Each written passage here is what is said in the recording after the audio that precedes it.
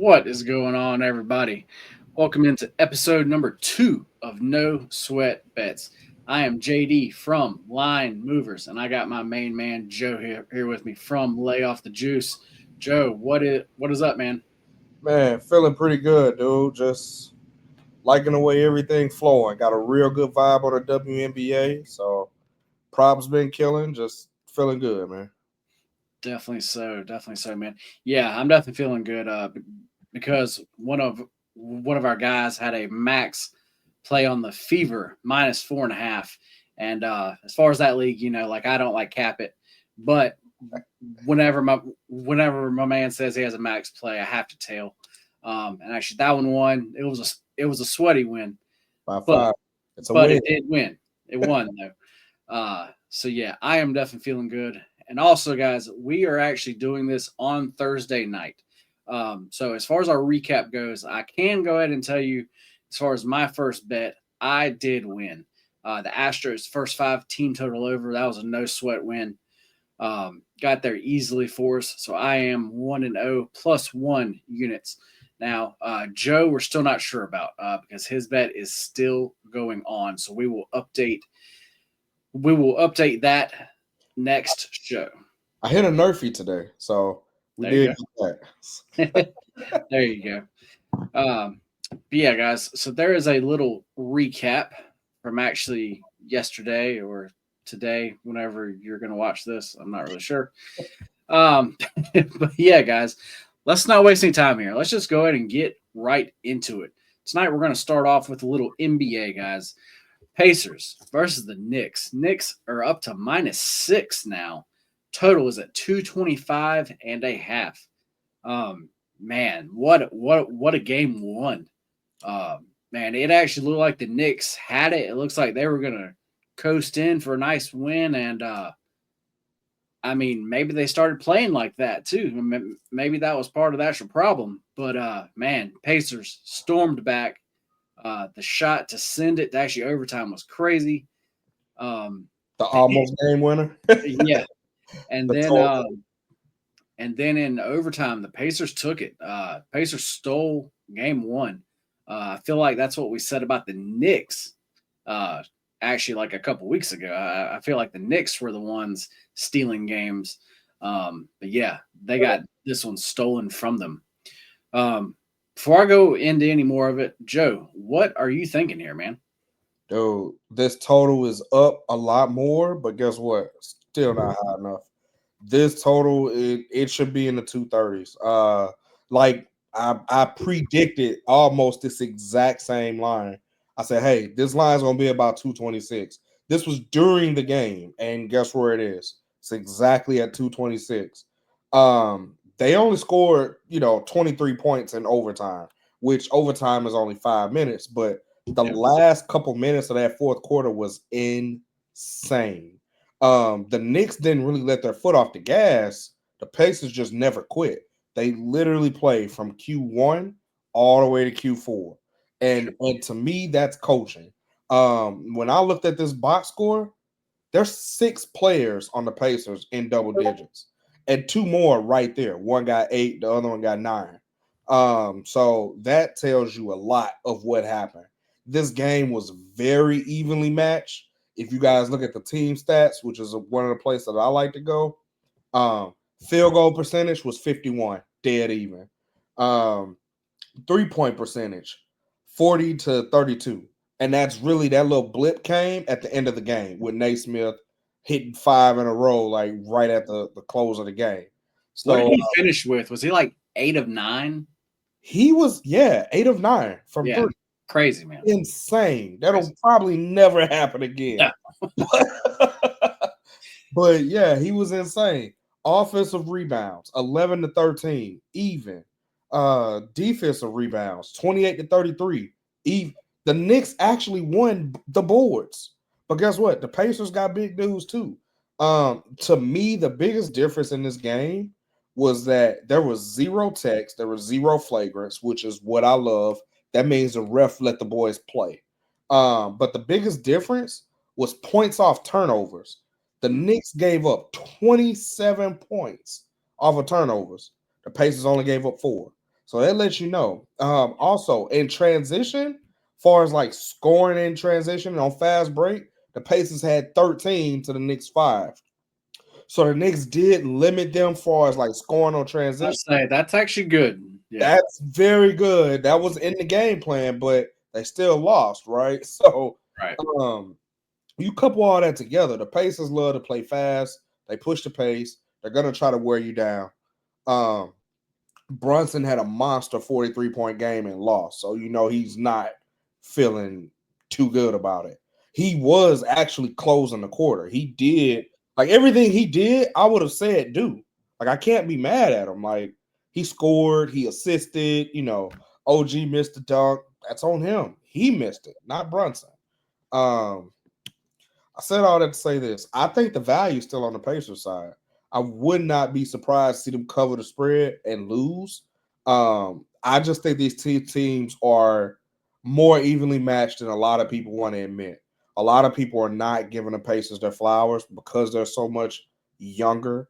The Knicks definitely have the talent advantage, in my opinion. As far as like if you're looking at the rosters comparing A to A, B to B, the Knicks have the advantage. They're more talented, but I just think that the Pacers, I don't want to say they want it more. I think that they're so young that they're so naive to realize the position that they're in, right? They don't understand the pressure. They don't understand what's happening. I think after the season, when it all settles in, they're gonna be like, oh snap, we really did this. But Carlisle got those boys coached up, man. And over 110 is my favorite play on this one. If it's not broke, don't fix it. Like they're scoring in transition, they're pushing the pace, scoring. They have 3-point shooters, and we still haven't seen Nimhard have a breakout game. He had the quietest 15 points you ever want to see. But that dude's capable of dropping 30 as well. So I like over 110 for this one. Yeah, man. Yeah, basically what you were saying there at the end, man. Pacers vibes are high, man. Vibes are high. Vibes are good. Yeah. This team is just rolling, man. They're having fun. There's the biggest thing that you can see out there. They're having fun, and this line, is just moving more towards the actual Knicks way. Because I mean, the sports books and people are thinking, there's no way the Knicks are going to go down actually like 0-2 here. Right. But it's like in this situation, the Pacers are not just going to be happy with, oh, okay, we actually stole game one. All right, cool. We're actually just going to go back home now tied. They showed you this versus the actual Cavs actually last series. They're still going to come at you like a 100 per like cent, man. So I just don't see, because me and you have talked about this a lot. To me, this series, these teams are dead even. Yeah. I think they are dead even. Yep. So 6 points to me is still a lot of points here. Like I totally understand. Yes, this is a Knicks need this game. 6 is still a lot. 6 is a lot of points. 6 is the free throws at the end of the game. That's what that is. You so send out free throws. But just like you were saying, as far as this total, I understand as far as the Knicks that they're going to want to slow this game down. The Knicks need to slow this game down because with the amount of minutes that these starters play, if they keep going at this pace, at the end of games they are going to tire out. They actually just are. So I know the Knicks are going to want to slow down, but we've talked about it before. The Pacers just don't care. They just don't give a shit. They're going to run. They don't care how. It doesn't matter how much you try to slow it down. They are not going to. You can try to, but they are not going to. It's just not what they do. So when we talk about box score minutes, guess what? The Pacers matched Siakam and Halliburton. They both had 43 and 42 minutes respectively, right? And then when you look down at the Knicks, Bridges had 46, Anobi had 42, Hart had 44. Like those minutes, they will add up. And the Knicks have been doing this consistently for a while. Pacers haven't had to, right? So they're just now doing it. So those minutes, you can say conditioning all you want. After a while, you put so much mileage on those legs, something's gonna start hurting. Like the Knicks are older than the Pacers are as well. So that's another thing that comes into factor. When you're younger, you can do a lot more stuff. Listen, I'm not gonna tell y'all my age, but for the 35 and up crew, if you hit the ground, you feel it the next day. I used to play football. I used to contact 24/7. But now if I stub my toe, it's gonna hurt for like 2 days. Like you do not heal the same way that you did when you were younger. That is that is very true. That sure is. Carl Anthony Towns had 39 minutes as a big man. That is insane, bro. What I was about to bring up next is Brunson and Cat both had big games, man. So you got the big game out of both of those, and they still lost. Exactly. So to their mindset, I'm not sure, what that's going to do to them there. But my whole thing is, okay, Brunson's fine. Brunson's fine. It's Cat that you need to worry about. Yeah, right. Like, Brunson's a killer. But the thing is, for me, I mean, yes, we know the Knicks are going to come out. The thing is, though, the Pacers, as far as their defense, I don't really trust them to really stop the Knicks either, though. That's the thing there. So that's why I am personally looking at either the full game over or just like the first game, I had a big play on the Pacers team total over.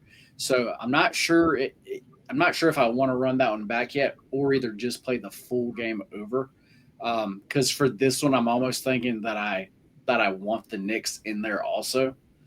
So that's definitely where I am leaning, guys. But yeah, Joe, do you actually have an actual like official play here? I do. I'm on the Pacers full team total over 110. It has not let me down. I've played it consistently, and I'm just gonna keep riding it. I do like right now. I haven't officially bet it just yet.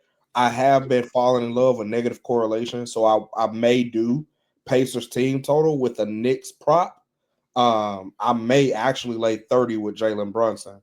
I'm thinking about it because I know that's going to be like plus 200 or something. So that's where I am. I'm torn between which over I'm going to take, the Pacers team total or the full game team total.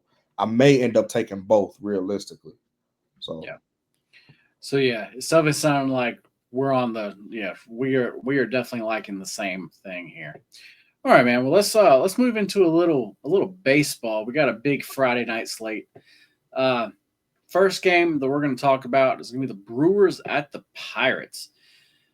Brewers are coming in 24-26 on the year. Pirates are 17-33. But while we are going to talk about this game, is the Pirates. They got our man Paul Skeens on the mound. And to be honest, they have not been winning his actual games, man, because they haven't been putting up runs. And especially in they're going through another one of those little stretches now, or last 5 games where they're having trouble putting up runs. But tomorrow, when I just look at this and look at the price, we have Freddie going actually for the actual Brewers here, and as far as the Pirates, actually against him, the numbers aren't anything crazy, but they have hit him decently well. And then this current Brewers lineup, they have not gotten a single hit off of Paul Skeens. So that definitely stands out to like me there. And then when you look at it, full game line, the Pirates there are at minus 125, but you can get the first 5 here at a minus 135. So you do have to pay a little more juice, but to back Paul Skeens at minus 135, that's one here. I know it's tough because the Pirates bats, but to me, this price, you don't need but one. Price is just too good. The price is too good, guys. Because I honestly actually Paul like Skeens Day. It's honestly this season has actually been better to just full game fade. Because they've lost, actually like a bunch of his starts. But his fault though. But that's the ball. Like, as far as the full game, guys, I do not care. I'm only talking about the first 5 here. I want just him. For me, there is where I'm going to go here. I just think it's priced wrong. Well, I think it's just ultimately like kind of actually like a buy low spot here. Just because the Pirates' offense, you're basically buying low on actually them. But they're actually going up against a guy, like I said, where they have gotten some hits and actually runs off of. So yeah, there's what I'm going to bank on. Joe, do you have anything here, man? I do. My very first leg. So I have a two-leg Nerfy parlay. Okay. Let's see. They're both minus 140. Typing in the odds so that you can see. So it's a plus 193. For those who've been telling my Nerfies, I'm 7-0, haven't failed yet. And these two Nerfies I absolutely love. You mean to tell me Paul Skeens has never given up a run in the first inning this entire season? Not once. He's 10-0. So that's an automatic. And then the Pirates, they don't swing the bat. So we can count on Paul shutting them out. And Freddie, he's overall, he's 8-2 to the no runs in the first inning. So it is juicy. It's at minus 140, and it's juice for a reason. I'm biting it. So I'm taking that minus 140 and I'm parlaying it with another piece. But we'll get to the second game later. I like that, man. We'll do it now. I was about to say, man, let's just go. It's Are you parlaying it with the Braves game? Yep. Okay, well, yeah, man. Let's just go right on into it, man. We've got the Padres at the Braves. Braves laying minus 140 here at home. Total of 8. Joe, go on, man. So this is another one. Michael King for the Padres. I love this dude, man. And he's 3-0 on away games, far as to the Nerfy. Overall, is it Michael King going tomorrow? That's who I got here. Somebody else? I think it's Pavetta. For the Padres? Yeah. Oh. Hang on one second. Yeah, that's what I'm showing. Him and Chris Sale. Yeah. Well, scratch that. I'll do the Braves first 5. Is that the money line for the Braves? Is at 135. That was the second play that I had for this one. I absolutely love that play. Reason why is Chris Sale has been a strikeout artist. He's had 8, 8, and 10 in his last couple games. I'm not a fan of very high strikeout numbers. And the reason why is because you could just run into a game where they're giving up a lot of ground balls or the umpires aren't calling that look away strike that you need. So it really depends on who's behind. It depends on the umpire, and that information is not public yet. Yeah. So I'm just going to play it safe with the minus 135 for the Braves first 5. I like that, man. But what I'm doing here is I'm going to go on the Braves on the full game here. I think we're getting a cheap price here. To be honest, as far as the pitchers, this is one of those, it's just a situation in actually baseball where the pitchers, I honestly almost wouldn't even care who is on the mound. The Padres are not playing good baseball currently. Like they're just not. What I know, they've lost at least actually 6 straight games now. They just got swept by the Blue Jays. I mean, they're just not hitting well. I mean, I actually know today's game they finally did score some actual runs. But I know as far as actually extra innings there, they had to. I mean, like some of those runs were scored there, so that wasn't even a regular 9-inning game. But yeah, then they're facing Chris Sale, man. I'm not going to go deep into stats here.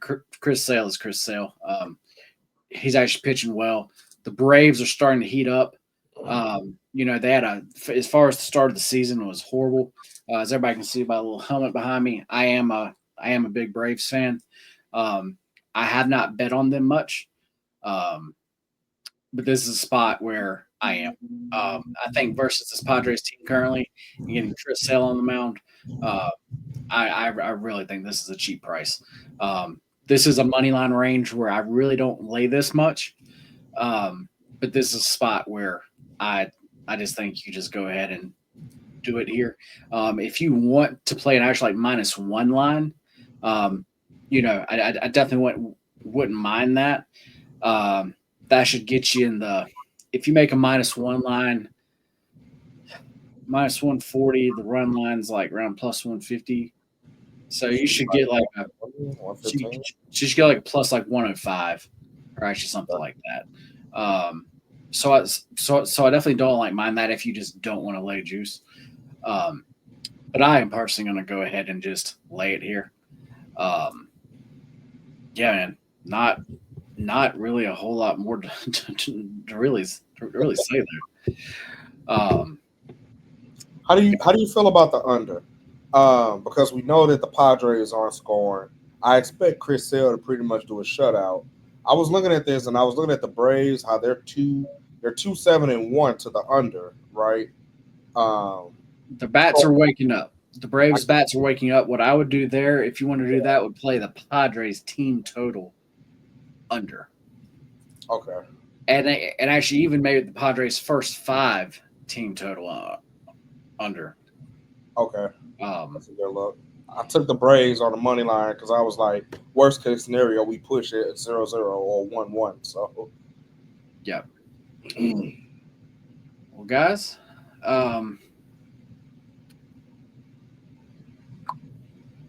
you know what, Joe? We did not do our parlay of the day, oh, um, so we need to figure that out. So, guys, we're actually normally gonna have this ready to go for you, but today you get to see us do it live.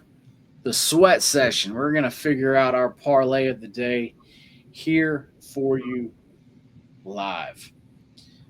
Um, do you have anything that you're thinking about here, man? I want that Pittsburgh Nerfy. It's -140, but that's my favorite play today. Outside of my best bet, obviously.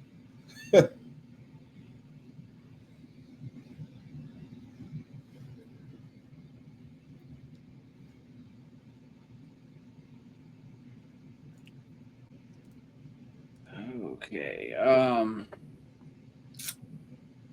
This one's tough, guys, because I haven't capped the entire slate.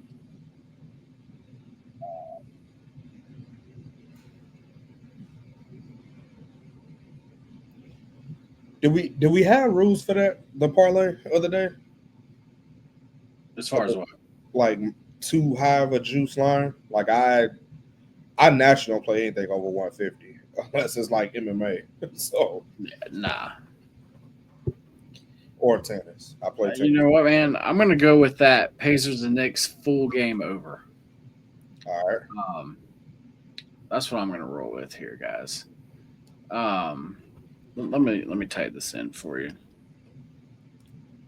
So I got 140 for mine. What was your line? 120? It's -110. Okay. -110. That's plus 227. 140 and -110 is plus 227.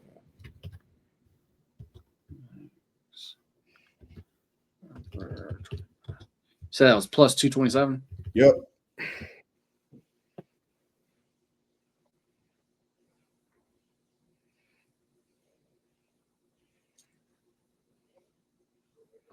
There you go, guys.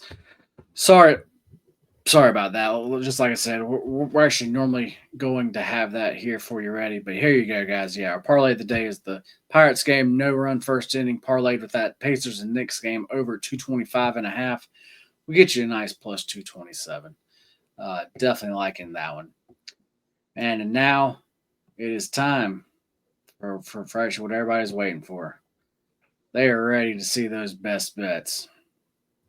Joe, what do you have for everyone? Pacers team total over 110. The line is still going down. If you guys want to wait to see if it moves down, you can. I'm getting ready to lock it in. It's literally as soon as we click X off this bird. I like this line at the 115. So if you guys want to take it or wait, it's up to you. But I'm personally hammering at 110.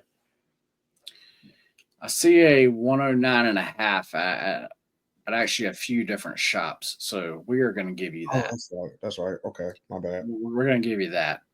Guys, I am going to go with the Braves. Definitely love them in this spot. Looks like you can get a minus 140.